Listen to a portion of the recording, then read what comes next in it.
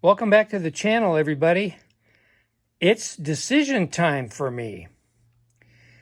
The old P&H Chemtron AC Buzzbox welder.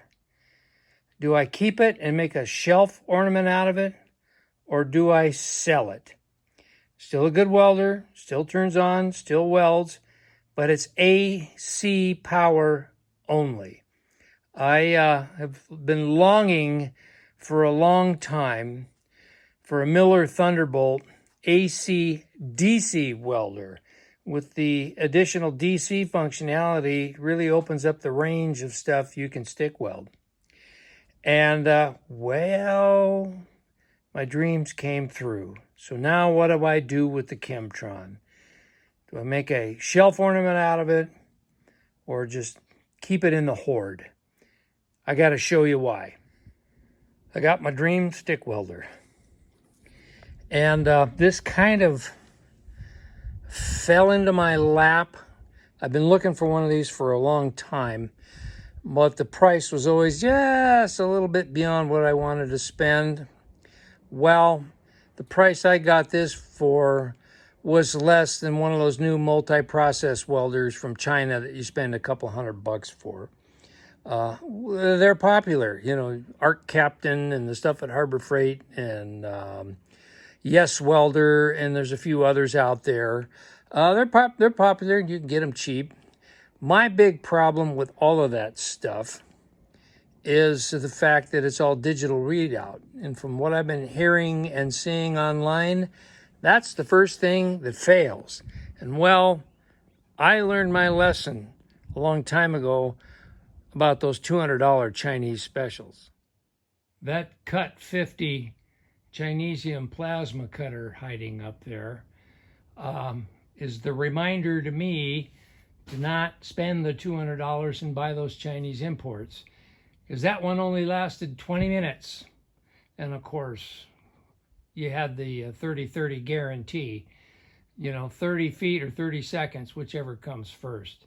So that's why I shy away from all of these too good to be true dream deals.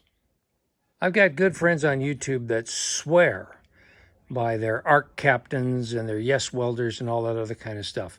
More power to them. I'm not criticizing them. I mean, if you're having good service out of that stuff, I'm happy for you.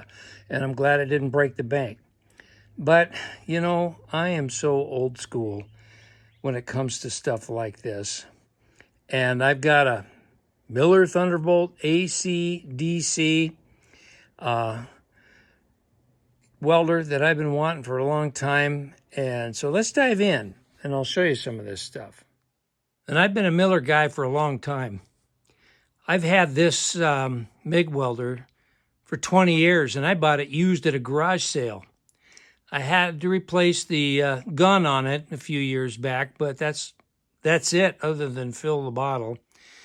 And of course, the old P&H Chemtron, I bought that used at an estate sale 30 years ago. Still a good welder. But I'm excited about my mild upgrade here. Now I got to do a little fix-up on this Thunderbolt. The hot lead got broken. And the power cord is damaged. This is 10 gauge. This is heavy-duty stuff, and it's marine grade. It's boat cable, so it's good stuff. But the plug configuration on it is not the same as my 240-volt plug-ins. And I think that's a 30-amp dryer plug, so I want to go to the heavier 40 or 50 amp. But at any rate, this up until this got damaged, this was a working welder. And the reason why I know that is I know the previous owner personally, who has been slowly and laboriously cleaning out the shop because age and health problems have finally caught up and just can't do this stuff anymore. Primarily the welding, because the individual has a pacemaker. Can't weld with a pacemaker. So this unit came with this really cool shop-built rod holder and with carry handle, and this thing weighs a ton. I mean, that's 3/16 wall there, and that's 1/8" wall there. Primarily loaded up with 6011 right now. I'm going to clean that up and probably paint it. And then I got tons of welding supplies with it. This happens to be a 711 aluminum repair rod with flux. You know, I don't have any experience using this, but now that I have it, I can use my torch with the brazing tip and try my hand at aluminum repair.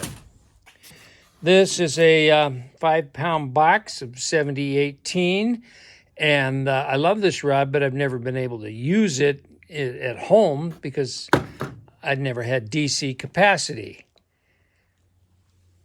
Now I do. And let's see, I've got some ENI 01A99. This is low amp AC, 80 or less, preheat to 500, because this is a nickel alloy rod for doing cast iron. Same with this, only this is E31216. Sorry about the crappy camera work. This is 316L for stainless, so I can probably use the other 316 on stainless as well. Let's dive into those blue rod carriers there.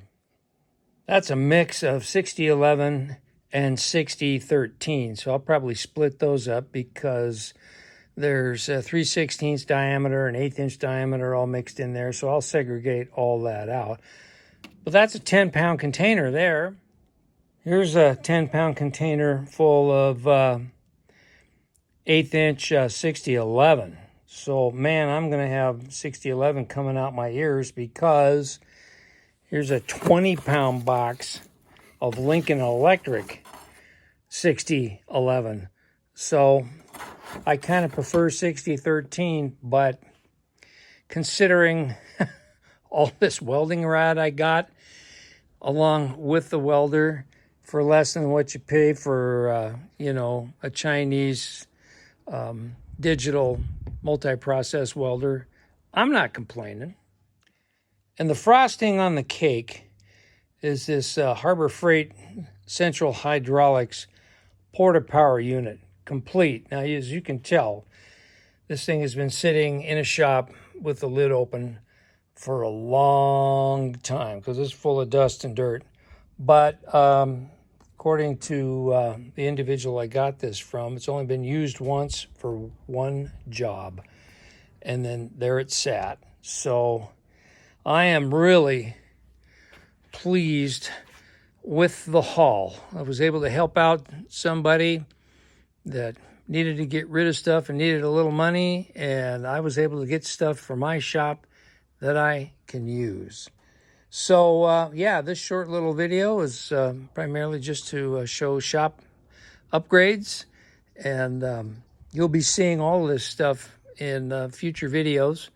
And I may or may not do a video of fixing the leads on this, but you'll definitely see it in action real soon. And I think I'm going to build a combination cart to haul this, because it does not have the wheel kit, it's just the welder, to haul this around along with the MIG welder. I think I'll put it all on one cart, and we'll see. But anyway, with that, I'm going to sign off, say thanks for watching, everybody. We'll see you real soon on the next one. Bye for now.